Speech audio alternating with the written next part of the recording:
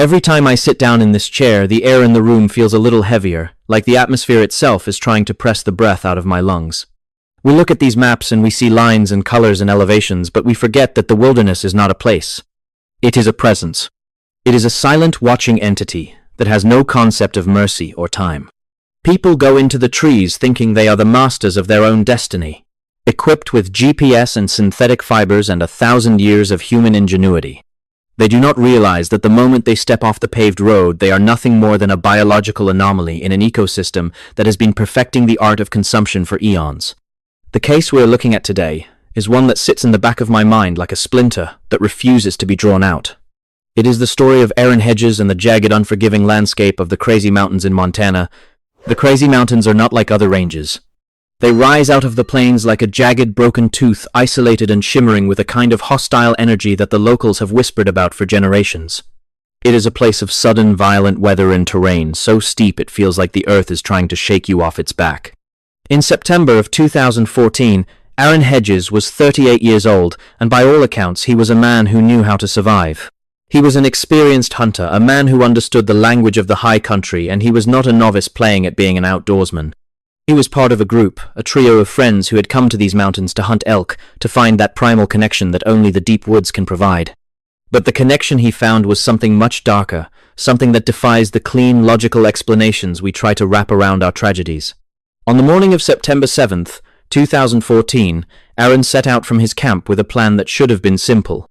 He was going to hike to a cache of supplies that had been dropped off earlier, a distance that was manageable for a man of his fitness and experience. He carried his rifle, his pack, and the confidence of a man who had walked these trails 100 times before.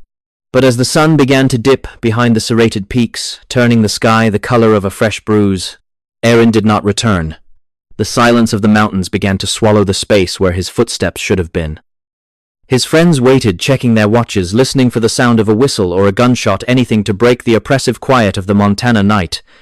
But there was only the wind, a cold, scouring force that moaned through the lodgepole pines like a choir of the damned. By the time the sun rose on September 8th, the situation had shifted from a minor concern to a cold, hard knot of dread in the pits of their stomachs.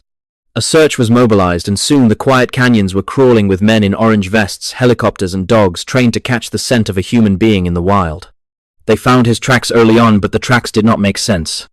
They showed a man who was moving with purpose but in the wrong direction, heading away from the cache and deeper into the labyrinthine folds of the mountains.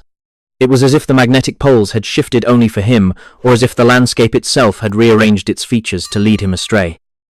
The searchers pushed through the underbrush, their boots slipping on shale, their breath misting in the sharpening cold, but the trail simply vanished into the grey stone and the thick, suffocating timber.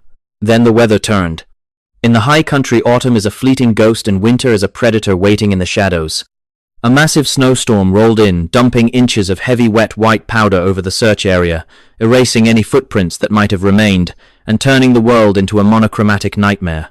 The temperature plummeted into the 20s, the kind of cold that seeps into your marrow and makes your joints ache with a dull, persistent throb. The searchers were forced to retreat their equipment, failing their morale crumbling under the weight of the impossible task. They knew that a man caught out in this without shelter was a man who was already dead. Yet even in the face of the storm, the mystery only deepened as they found the first of his discarded items. They found his boots. Think about that for a moment. Imagine the sharp, jagged rocks of the Crazy Mountains, the freezing slush of the snow, the biting wind that cuts through skin like a razor. Now imagine taking off your boots and walking miles across that terrain in nothing but your socks. It is a behavior that defies every survival instinct we possess. Some call it paradoxical undressing, a symptom of extreme hypothermia, where the brain misfires and tells the body it is burning up. But Aaron's boots were not just kicked off in a daze. They were found tucked away, almost as if they had been placed there with a strange, distorted sense of order. His hydration bladder was found miles away in a different direction, completely empty, resting on a rock, as if it had been set down during a brief rest. The items were scattered in a way that suggested a man wandering in a fever dream, or perhaps a man being herded by something he could not see. The search continued for years, a grueling, intermittent effort that refused to let the memory of Aaron Hedges fade into the dirt. Every summer when the snow melted, volunteers and family members would return to the Crazies, scouring the drainages and the ridges looking for anything that the mountain might have decided to give back.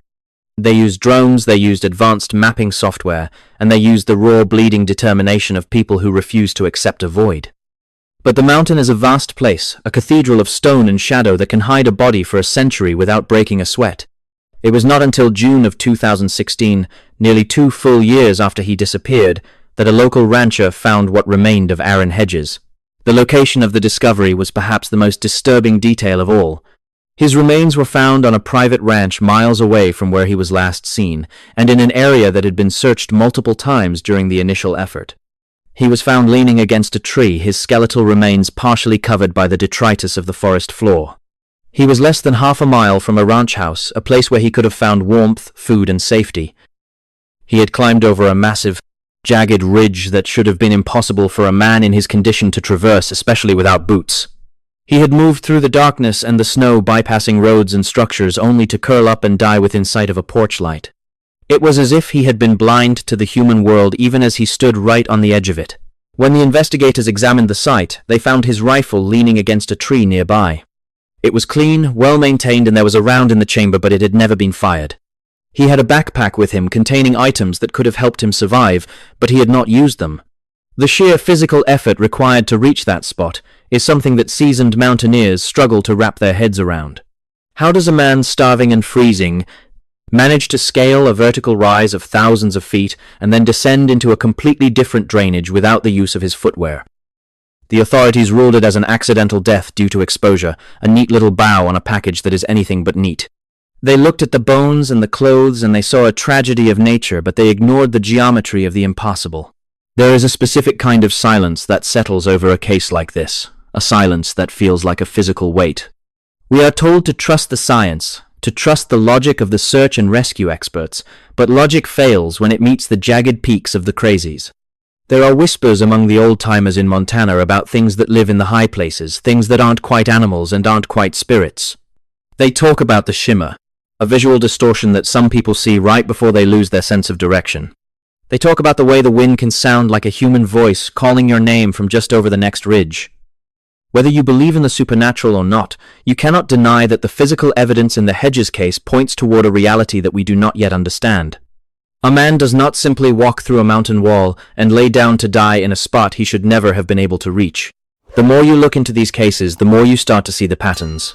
It is like staring at a static-filled television screen until your brain starts to resolve the noise into a picture. The missing boots, the impossible distances, the discovery of remains in areas that were previously cleared by search teams with dogs. These are not isolated incidents. They are the fingerprints of something systemic, something that operates on a frequency we are not tuned to hear. Aaron Hedges was a man of the mountains, a man who belonged in the wild, and yet the wild turned on him with a calculated rhythmic cruelty that feels personal. It did not just take his life, it stripped him of his dignity, his gear, and his very sense of reality before it finally let him rest in the dirt. As we sit here in the comfort of our homes with the lights on and the doors locked, it is easy to dismiss these stories as anomalies. We tell ourselves that he must have been dehydrated, or that he had a hidden medical condition, or that the searchers were simply incompetent. We do this because the alternative is too terrifying to contemplate. The alternative is that there are places on this earth where the rules of physics and biology do not apply in the way we think they do. There are pockets of the world where the veil is thin, where a man can take one wrong step and find himself in a nightmare that has no exit. Aaron Hedges stepped into one of those pockets on a bright September morning, and he spent the last hours of his life trying to find his way back to a world that had already forgotten he existed.